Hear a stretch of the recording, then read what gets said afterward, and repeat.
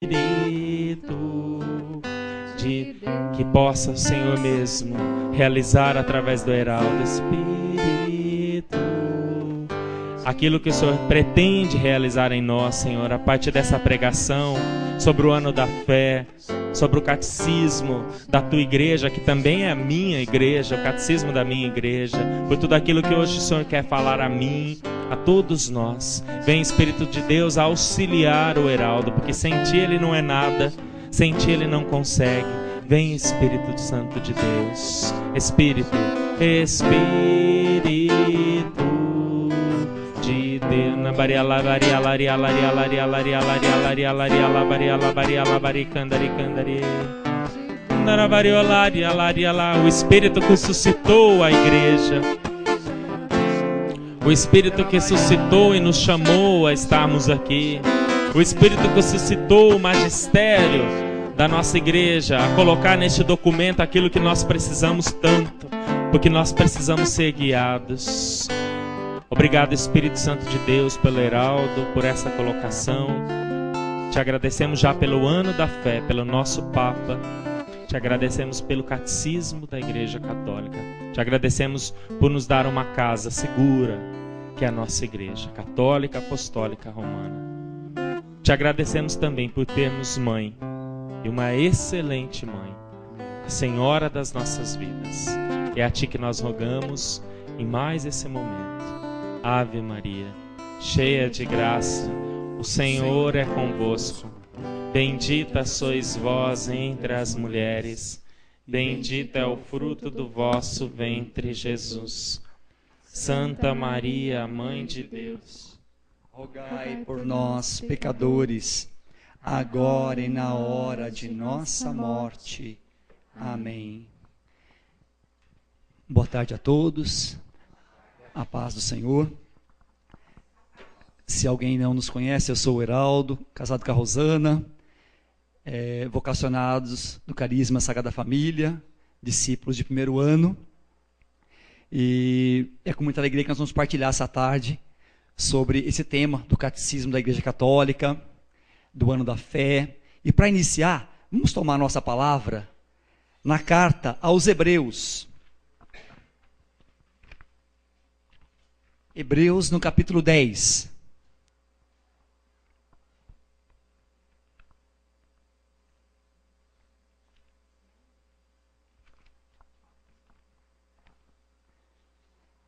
Hebreus 10, 19.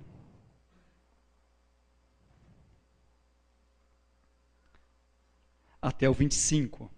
Depois nós vamos pular um pouquinho para o 37. Hebreus 10, 19. Por este motivo, irmãos, temos ampla confiança de poder entrar no santuário eterno, em virtude do sangue de Jesus, pelo caminho novo e vivo que nos abriu através do véu, isto é, o caminho do seu próprio corpo. E dado que temos um sumo sacerdote estabelecido sobre a casa de Deus, acheguemo-nos a ele com um coração sincero, com plena firmeza da fé, o mais íntimo da alma, isento de toda mácula de pecado, e o corpo lavado com a água purificadora do batismo. Conservemo-nos firmemente apegados à nossa esperança, porque é fiel aquele cuja promessa aguardamos. Olhemos uns pelos outros para estímulo à caridade e às boas obras. Não abandonemos a nossa assembleia, como é costume de alguns, mas admoestemo-nos mutuamente, e tanto mais quanto vedes aproximar-se o grande dia. Pulemos agora lá para o versículo 37. Ainda um pouco de tempo, sem dúvida, bem pouco, e o que há de vir virá e não tardará. Meu justo viverá da fé. Porém, se ele desfalecer, meu coração já não se agradará dele.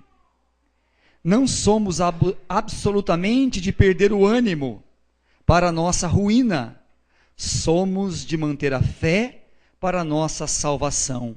E mais um trechinho no capítulo 12, virando a página aí, os 3 primeiros versículos do capítulo 12. O capítulo 11 inteirinho vai lembrar a fé dos nossos antepassados, os exemplos de fé dos nossos antepassados. E o 12 começa falando: deste modo, cercado como estamos de uma tal nuvem de testemunhas, desvencilhemo-nos das cadeias de pecado, corramos com perseverança no combate proposto, com o olhar fixo no autor e consumador da nossa fé, Jesus. Em vez de gozo que se lhe oferecera, ele suportou a cruz e está sentado à direita do trono de Deus. Considerai, pois, atentamente aquele que sofreu tantas contrariedades dos pecadores, e não vos deixeis abater pelo desânimo. Palavra do Senhor. Nós vemos, né, Alessandra, Deus falando então desde a intercessão com tudo isso, nós cada um orando em ambientes distintos. E por que esse trechinho de Hebreus para falar de catecismo, para falar de ano da fé, logo no início, né, no início desse trecho, no início dessa pregação? Por que esse trechinho de Hebreus falando da fé? A carta aos Hebreus, ela tem um autor desconhecido. Alguns acham que foi São Paulo quem escreveu a carta aos Hebreus, mas não se tem essa certeza. Alguns estilos que estão aqui são de Paulo, outros não. Então não é certeza que tenha sido São Paulo quem escreveu a carta aos Hebreus. Não é certeza. Mas a carta aos Hebreus foi escrita a uma comunidade que estava em crise. A uma comunidade que estava em crise, passando por grandes dificuldades, e uma comunidade que estava inclusive em crise de fé, passando por desânimos, passando por pessimismo, passando por dificuldades em prosseguir no caminho pregado pelos apóstolos. Esta comunidade recebe esta exortação que nós acabamos de ver. Nós vimos lá no comecinho do trecho que nós lemos, né? Acheguemo-nos a Ele com a firmeza da fé. Depois, no trechinho seguinte, que o meu justo viverá da fé. E no finalzinho agora, cercado de exemplos de tantas testemunhas, a carta aos Hebreus vai retomando o testemunho da fé de Abraão, de Isaac, de Jacó, o testemunho da fé de Moisés, o testemunho da fé de tantos personagens do Antigo Testamento, e depois do próprio Senhor Jesus Cristo, que por nós padeceu livremente morte de cruz. Então aquele que padeceu poderia receber gozo e glórias porque era filho de Deus. Não, padeceu humilhação, escárnio e morte por causa de mim, do meu pecado, do seu pecado, da nossa salvação. E olhando para essas testemunhas todas de história de salvação, e olhando para o Senhor, é para que nós não percamos o ânimo. Não vos deixeis abater. Olhe para quem já passou por tribulações muito maiores do que as suas, por tribulações muito maiores do que as minhas, e não te deixes abater pelo desânimo. Como é fácil nós desanimarmos, não, gente? Até mesmo na vida vocacional primeira nossa, aqui todos casados aí, matrimônios, por pequenas intrigas de marido e mulher, por pequenos conflitos com filhos, por pequenos conflitos na vida comunitária, como o Rodrigo orava aqui no começo do grupo. Como os desanimamos por tão pouco. Por tão pouco. E o trechinho de Hebreus também falava, né? Não abandones a tua assembleia, como é costume de alguns. Quer dizer, não deixe. Ninguém chegará lá sozinho. Nenhum de nós chegará lá aos céus, nosso destino, sozinhos. Nós precisamos um dos outros. Podemos nos ferir ao longo do caminho, mediante as nossas misérias humanas. Mas unidos, lavados no sangue de Jesus, juntos na comunidade, rumo ao céu, o nosso destino. Então, não nos deixemos abater pelo desânimo. A comunidade lá dos Hebreus estava derrubada. E a carta inteira é muito linda no sentido de levantar a comunidade. Nós estamos vivendo o ano da fé. Esse ano da fé foi decretado pelo Papa Bento XVI em 11 de outubro do ano passado, e ele vai se estender até 24 de novembro de 2013. Por que essas datas? Por que a data 11 de outubro que o Papa escolheu para começar o ano da fé? Porque a data 11 de outubro é significativa. Então, 11 de outubro, agora 2012, estava se comemorando a festa de 50 anos do concílio, da abertura do Concílio Vaticano Ecumênico, Concílio Ecumênico Vaticano II. Tá? Então, era a data de início, 50 anos do concílio. E também 20 anos da publicação do Catecismo da Igreja Católica. Por isso, dessa data, 11 de outubro, porque nessa data aconteceu isso. Lá começou o concílio, tá? E numa data semelhante, em 1992, tá? Foi publicado o Catecismo da Igreja Católica. Tá? Então, estamos fazendo, se foi publicado em 92, agora em 2012, 20 anos da publicação desse catecismo. E, relembrando um pouquinho desse contexto do Concílio Vaticano II, gente, o Papa que abriu esse concílio foi o Papa João XXIII.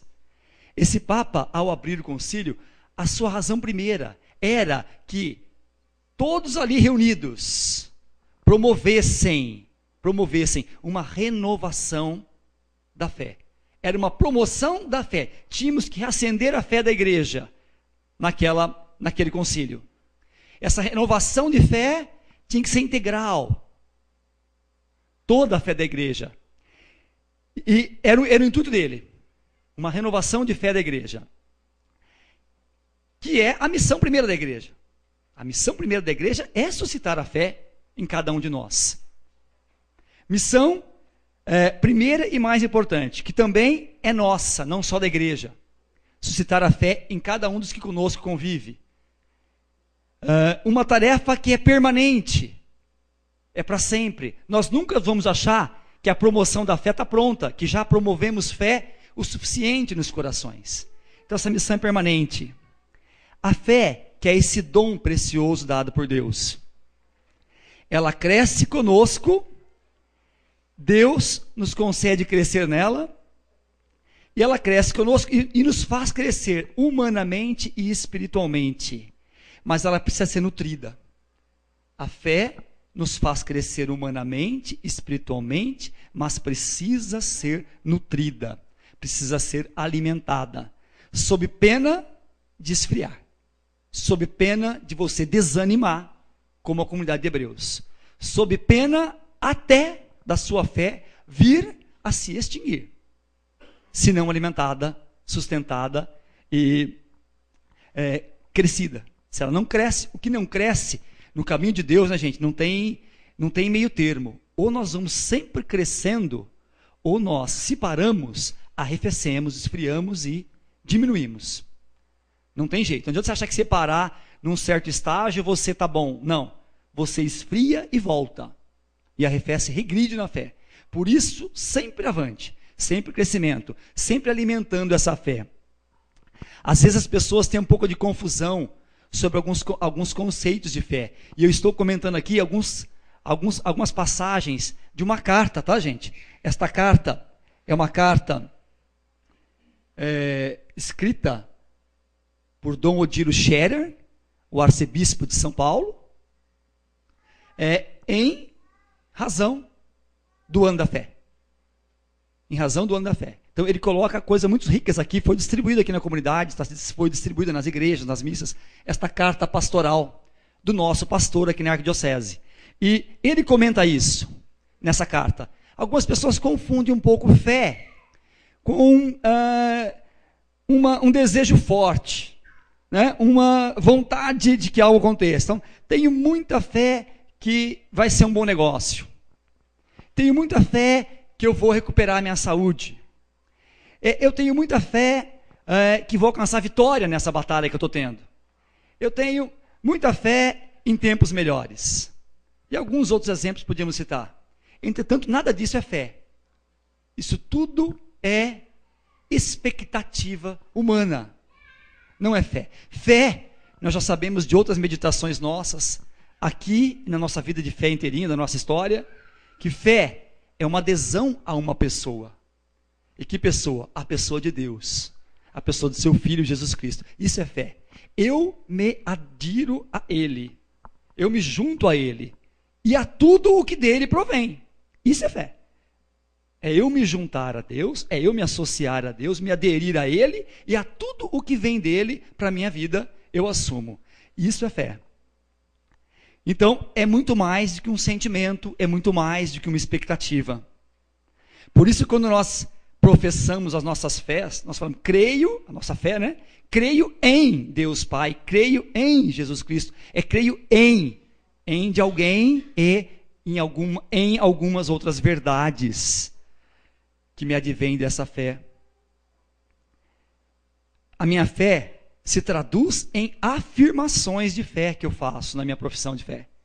Afirmações verdades de fé, que a minha inteligência elabora e que eu vou assimilando com o tempo, essas verdades de fé, a partir daquilo que eu fui ensinado desde criança. A minha mente vai assimilando, eu vou aprendendo e vou professando essas afirmações. E vou alimentando a minha inteligência com ela, e aí o Espírito vem em auxílio a isso que a minha inteligência faz, e vou crescendo nesse conhecimento. Vou sendo educado nele. A nossa fé tem uma referência comum. Nós todos aqui acreditamos em algo comum. Por isso, podemos dizer, eu creio, por isso podemos dizer, nós cremos. Porque acreditamos em algo comum. A igreja, desde as suas origens, o que ela teve como fé, ela recebeu de quem? A igreja recebeu desde o início. Quem é a igreja? Comunidade de nós, que acreditamos neste homem, Jesus Cristo, que acreditamos em Deus. Nós somos a igreja. A comunidade dos que acreditam. E esta fé vem das origens. Como que Jesus Cristo chegou até nós? Essa notícia. Através do primeiro testemunho dos apóstolos. Então, a igreja é fundada, estava lá em Atos, lá na palavra, Atos 2 está lá. Perseveravam na doutrina dos apóstolos. O que os 12 viram e anunciaram, e os seus sucessores anunciaram, e assim sucessivamente, chegou até nós. E por isso nós acreditamos. Alguém nos ensinou. E por isso acreditamos. Desde as origens. Fiel a isso que ela recebeu dos apóstolos, a igreja sempre ensinou. E elaborou os artigos do credo, do creio. Ou símbolo dos apóstolos, aquilo que professamos em todas as missas, em todos os nossos terços, o nosso credo, com seus 12 artigos, são 12 bases, né? Creio em Deus Pai Todo-Poderoso, Criador do céu e da terra, é um. Creio em Jesus Cristo, seu único Filho, nosso Senhor, 2. São 12 artigos que a igreja escreveu para nós, no símbolo, e que nós, símbolo da fé, e que nós professamos. Nós, pelo batismo, recebemos isso. Quando bebês, pessoas adultas assumiram isso para nós, depois na confirmação, aceitamos essas verdades que nos foram comunicadas e que crescemos nela. E foi enriquecido, isso tudo é enriquecido. Esse testemunho dos 12 apóstolos foi enriquecido pelos sucessores, pelos santos, pelos padres da igreja. Quem são padres? Quando falamos em padres da igreja, gente, nós nos referimos aos padres dos primeiros 4 séculos da história do cristianismo. Então, os santos padres, com seus escritos muito doutrinários, são padres dos 4 primeiros séculos. Então, sempre que fala, parte disso também vem sendo transmitido para nós pela tradição? Sim. Tá? São os santos padres aí. Quando ouvirem essa expressão, santos padres, está sendo referido a isso. Tá? Aos padres dos primeiros séculos. Esse dom precioso da fé recebido, esse patrimônio da Igreja Católica, ele é todo nos explicado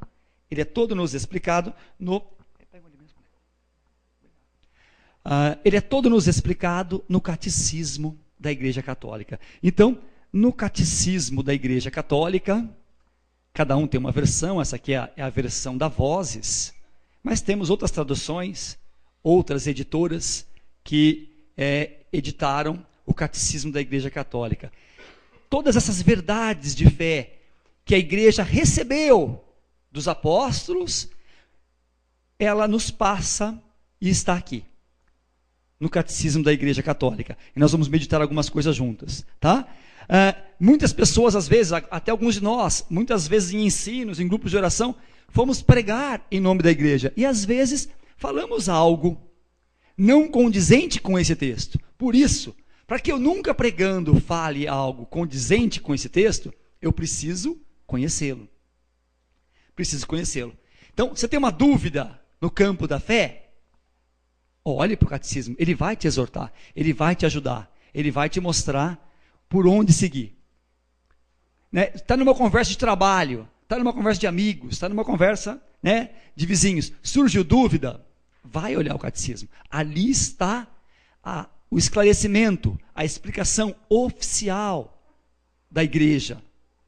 Então, quem olha ali para o catecismo não erra. Quem ora no catecismo sempre acerta. Toda a doutrina integral está ali. Nós vamos comentar um pouquinho dessa história, como foi. Tá? O Papa, os bispos e os padres são os primeiros e maiores responsáveis por nos transmitir, por zelar pela guarda desse tesouro. Pela guarda desse tesouro. Eles são os primeiros. E de nos transmitir e de nos explicar, né, à luz do que é correto. Não podemos também interpretar nada das Escrituras, nada do catecismo, da nossa maneira. Para isso existem os bispos, os padres. Tem uma dúvida num texto das Sagradas Escrituras? Tem uma dúvida num texto do catecismo? Recorra a um sacerdote, recorra a um bispo, né, para que isso seja explicado e esclarecido. Então, eles são os primeiros. Um pouquinho da estrutura do catecismo. Como foi? É interessante até explorarmos um pouquinho do logo. Eu vou ler e depois eu mostro. Na carta de Dom Odilo, a figura é um pouco maior. Na capa do catecismo ela está pequenininha. Se vocês olharem a capa da carta de Dom Odilo Scherer, existe uma árvore, existe uma pessoa humana, existe ovelha, existe a pessoa humana tocando uma flauta, ele está sentado sob uma pedra. Isso tudo tem um significado, gente. Como na nossa igreja tudo é rico, quer dizer, desde a capa do catecismo, essa não é uma adaptação. A do nosso catecismo vai estar pequenininha, não vai dar nem para ver, né? Mas é o mesmo. É a árvorezinha, é um homem, que é o nosso Senhor Jesus Cristo, as ovelhas, que somos nós, a árvore, tá?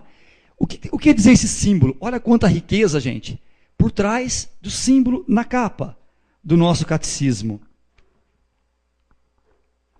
Lendo com as próprias palavras da contracapa. O logotipo da capa apresenta uma pedra sepulcral cristã.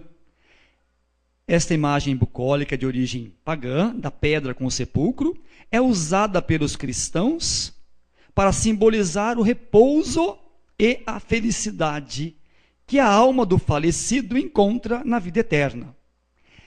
A figura sugere ainda algumas outras características do catecismo.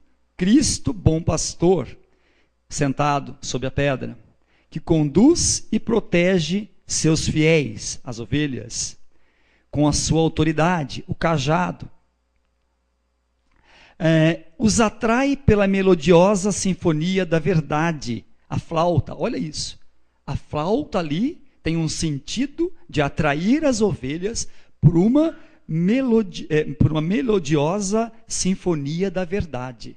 Nosso Senhor, pastor nosso, nos atrai por uma melodiosa sinfonia da verdade. Somos atraídos pela verdade, que é o próprio Senhor. Não somos atraídos por qualquer coisa. Quanta riqueza na capa do nosso catecismo. Eu, preparando isso para estar aqui hoje, aprendi, porque eu não sabia. Eu nunca olhei para a capa do catecismo, nunca prestei atenção nessa figura, nesse logotipo que estava aqui, e em tudo isso que isso queria me dizer. e nos faz repousar à sombra da árvore da vida, sua cruz redentora que nos abre o paraíso. Então, a árvorezinha que nos faz ovelhas repousar sobre ela, a árvore da vida associada ao lenho da cruz salvadora, sob a qual seremos todos salvos e alcançaremos o descanso eterno um dia no paraíso. Quanta riqueza, não, gente? No logo da capa daquilo que guarda o depósito da fé da nossa igreja. Quanta riqueza. Um pouquinho da história aqui, é rápido, não vou me alongar nessa história, né? O concílio, quando foi aberto, o Papa João XXIII, eu já falei, a intenção dele era promover uma renovação de fé, e integral, não perder nada. Então ele chama os cardeais, convoca, né, outras pessoas que participaram, com essa missão primeira, de renovar a fé da igreja, tá? A sua missão, fazer com que o evangelho fosse conhecido, levando as pessoas a uma conversão, ao amor de Jesus Cristo, tá? E uma vida nova.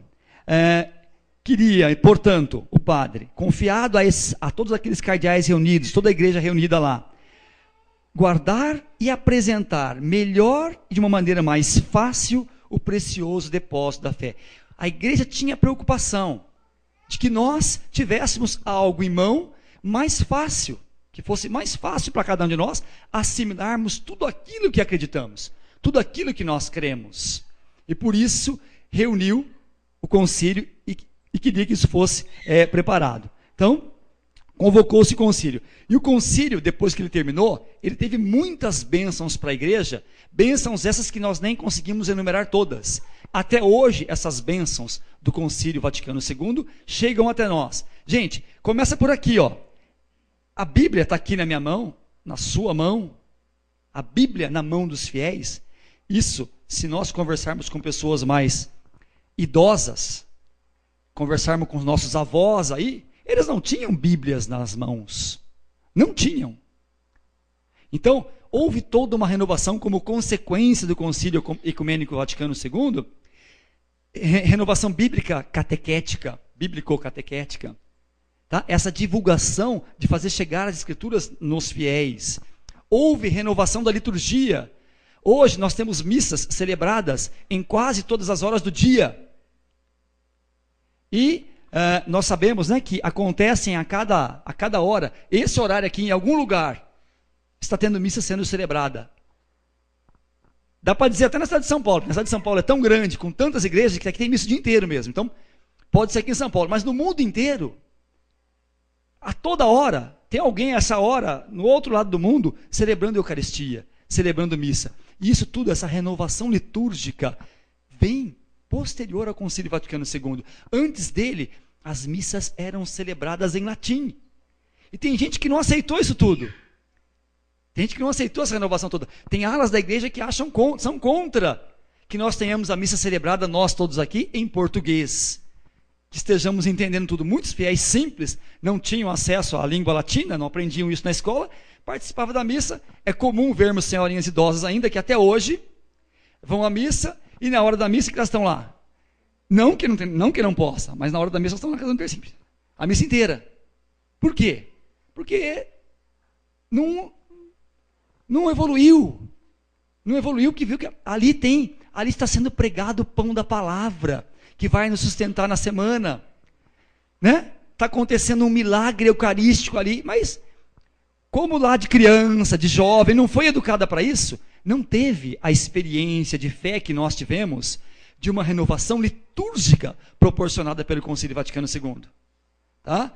Outras coisas mais. Houve a codificação do Código de Direito Canônico na Igreja Latina e outras renovações para a Igreja Católica Oriental, né, a ortodoxa. Muitas riquezas. E já passados alguns anos dessas renovações todas do concílio, em 1985, o Papa João Paulo II, então Papa, convoca os cardeais novamente, né? Passado 20 anos do encerramento, que era 85, foi 65 que encerrou o concílio, falando, gente, muita coisa boa pelo concílio já aconteceu, mas ele achava que ainda era pouco, ele queria que mais essa preocupação inicial do concílio, que o dom precioso da nossa fé estivesse mais acessível a nós fiéis. E pede aos cardeais que façam, que renovem. Já existiam outras versões mais antigas de catecismo. Já existiam, mas ele queria uma versão nova. Uma versão nova que contemplasse problemas e dificuldades surgidos ao longo da história da igreja e que catecismos de versões anteriores não tivessem abrangendo. Então ele pede para que os cardeais se reúnam. É montada uma comissão, em 85, de 12 cardeais, presidida na época pelo cardeal Joseph Ratzinger, atual Papa Bento XVI. Então, nosso atual Papa, ele foi quem presidiu a comissão que nos preparou esse sólido alimento. Ele presidiu isso, este homem, que hoje é o nosso Papa. E esses bispos trabalham por anos, e em 92, ou seja, 7 anos depois, Papa João Paulo II publica o catecismo. E uma frase do Papa João Paulo ao publicar, muito linda, é bom ler para não perder a riqueza. Ao publicar, olha o Papa João Paulo escrevendo na carta Fidei Depositum, que é a carta que ele escreveu para publicar o catecismo. Ele usa várias frases aqui, mas aqui é muito linda, né? Como não agradecer, como não havemos de agradecer de todo o coração ao Senhor, neste dia em que podemos oferecer a toda a igreja, com o título de Catecismo da Igreja Católica, este texto de referência para uma catequese renovada nas fontes vivas da fé. Então, como não agradecer a Deus por tamanho dom, por tamanho presente, um texto de referência? Tem alguma dúvida? Tenho. Aqui está a referência, aqui está o lugar onde você tira dúvida, é no Catecismo da Igreja Católica. Então, era ele agradecendo o Papa nessa carta de abertura, de publicação do Catecismo, tá? Um pouco da estrutura, né?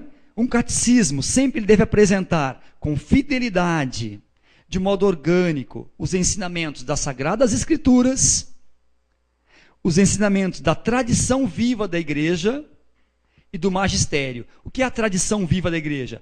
Tradição viva é a tradição tanto oral quanto escrita, recebida ao longo da história da igreja, séculos de história, desde as origens. Essa é a tradição. Então, todos os ensinamentos recebidos, tradição escrita e ou oral, as duas tradições aí, tá? As Sagradas Escrituras e o magistério da igreja, os nossos bispos e Papa, que são as pessoas que podem estar fazendo isso em nome da igreja, tá? Então, são as fontes vivas da fé aí. Ele deve ter em conta sempre as explicitações da doutrina que no decurso do tempo o Espírito Santo suscitou à igreja. Ilumine, à luz da fé, novas situações e problemas que não tinham surgido no passado. Então, algumas situações que no passado, em outras versões de catecismo, não haviam surgido na vida da igreja, foram abrangidos por essa edição de 92. Pode ser que num futuro, não sei quando, tenhamos alguma outra versão de catecismo? Pode ser. Tá? A igreja, mãe e mestra, sabe o que fazer, em que momento fazer e quando fazer aquilo que é preciso. O importante, nunca vai mudar o que é verdade de fé. Isso não se muda nunca. O que é verdade de fé é sempre verdade de fé. Então, inclui, portanto, coisas novas e coisas velhas. Olha lá. Porque a fé é sempre a mesma. E, simultaneamente, a fé é sempre uma fonte de luzes sempre novas. Então, Mateus 13:52, tem o trecho lá, né? Que o reino de Deus é comparado com um pai de família que tira do seu baú, do seu tesouro, coisas novas e velhas. Então, quer dizer, a nossa igreja assim, tira do seu baú coisas velhas e novas. A fé é sempre a mesma. Esse velha não é velha de ultrapassada. É velha porque tem longa, né? É a mesma de sempre, porque não vai mudar o que é verdade, tá? Antigo, mas atualíssimo no que diz respeito a conteúdo, e isso não se muda. Agora, sempre aberta enquanto rica a novas fontes daquilo que precisa ser atingido à comunidade dos crentes, dos fiéis, tá? Então, o catecismo, na sua estrutura, ele é constituído de 4 partes o catecismo, e ele é fiel a um dos catecismos da história, que é o catecismo romano do Papa Pio V. Papa Pio V, gente, é um Papa, 1566 começou a ser Papa, 1566, se lembrarmos, é uma época do que, gente? É uma época 1570, essa época aí, época da Reforma Protestante. Então, muita coisa está acontecendo de cisão na igreja nessa época. Muita coisa. E o Papa faz esse catecismo para explicitar as verdades da fé. E esse primeiro catecismo era dividido em 4 partes também. Esse catecismo desse século, né? Lá de 1566. Então, primeira parte falava do símbolo dos apóstolos, o credo, a profissão de fé. Segunda parte falava dos sacramentos. Terceira parte falava dos mandamentos da igreja, os 10 mandamentos. E a quarta parte da oração cristã. E o novo catecismo, o que nós temos em mãos, também manteve essas 4 partes nesta mesma ordem.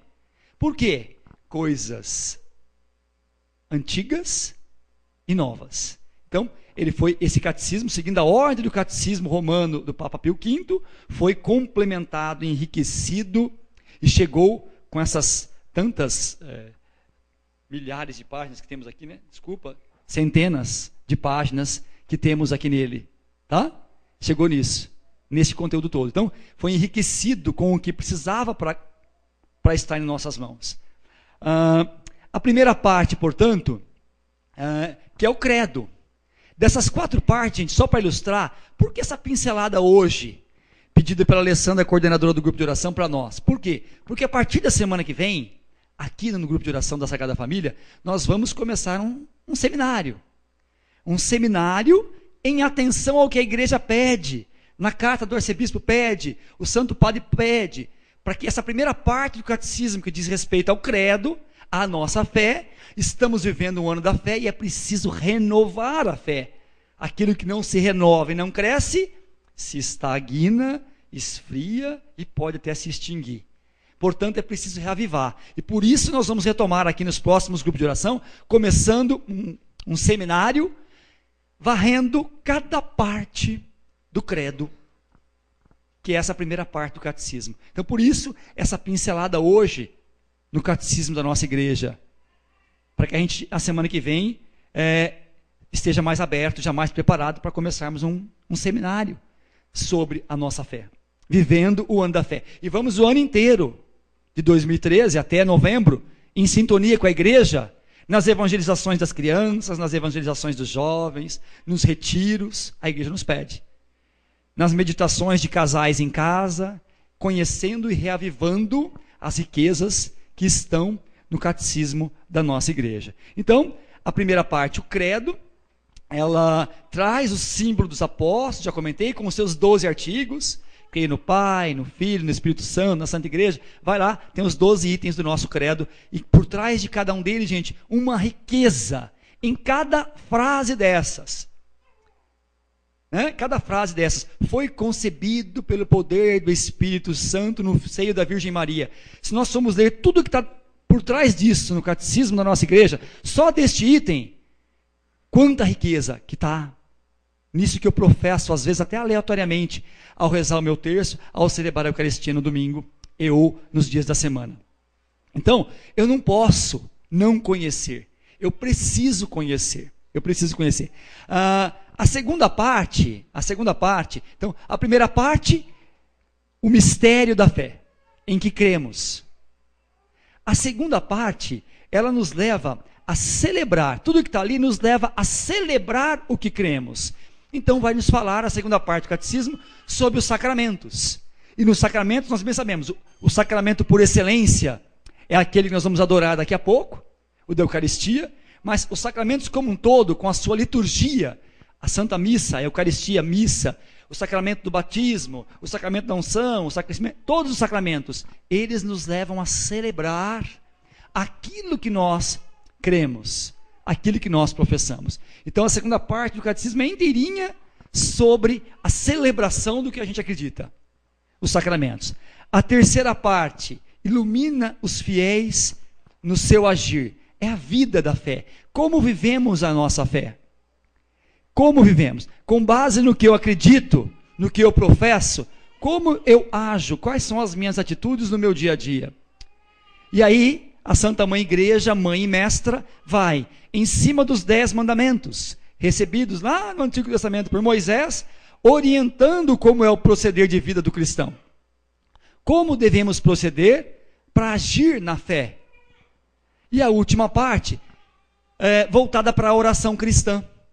Para que eu viva na fé, eu não vivo sem oração. O que é o alimento para o corpo é a oração para a alma. Então minha alma não cresce, eu não cresço espiritualmente sem oração. E a quarta parte do nosso catecismo é toda voltada para a oração. Nós, nesse seminário, vamos abranger a primeira parte, porque é o que a igreja está pedindo para que nós reacendamos, revivamos neste ano da fé. Mas nós, em casa, devemos incentivar o conhecimento de todo ele. Nós vimos, a igreja, esse ano a igreja do Brasil vai viver, a igreja do mundo vai viver, mas aqui no Brasil, um evento importante, Jornada Mundial da Juventude. Então, foi editado este ano o YOUCAT. Alguns pronunciam YOUCAT, mas não é. Parece-me que o correto é YOUCAT, porque até no inglês a palavra catecismo é catecismo, alguma coisa assim que pronuncia. Eu nem sou um bom pronunciante de inglês, mas é catecismo que fala, catequismo, alguma coisa assim. Então, é YOUCAT, tá? Porque cat em inglês é outra coisa, né? Então, o YOUCAT é o catecismo de uma maneira ilustrada, em perguntas e respostas. Para quem? Para a juventude. Essa versão do catecismo também tem que estar nos nossos lares este ano, para que a gente incentive nossos filhos a este conhecimento da fé. Nós precisamos conhecer a nossa fé. A carta de carta de Pedro, lá no capítulo 3, versículo 15, carta de Pedro 3, vai falar assim, 1 Pedro 3,15, vai lá falar: estejam sempre prontos para darem respostas aos questionamentos que as pessoas podem fazer da sua fé. Estejam sempre prontos a dar respostas da sua fé. Como que eu vou estar sempre pronto para dar resposta da minha fé, se eu não a conheço? Também, gente, tem uma questão de humildade aí. Está lá conversando, não sabe a resposta que você tem que dar da sua fé? Não dê. Pede desculpa, fala: vou procurar saber, vou conversar com meu padre, vou conversar com meu bispo, vou conversar com meu coordenador de comunidade, vou descobrir essa resposta e depois eu te dou. Humildade também é muito linda. Não sabe? Pergunta. Mas, para saber, é preciso conhecer. E nós precisamos preparar, gente? Quanta gente perdida, quantos jovens perdidos por não conhecerem mais o que é verdade. Não só jovens, quantos adultos perdidos. Quantos de nós, às vezes, perdidos em algumas decisões que nós precisamos tomar? Porque não conhecemos bem a doutrina da nossa igreja. Não conhecemos essa riqueza que nos foi confiada. Então, em sintonia com a mãe e mestra igreja, possamos nos dedicar mais esse ano ao conhecimento desse depósito que está aqui, esse texto de referência dado por Deus.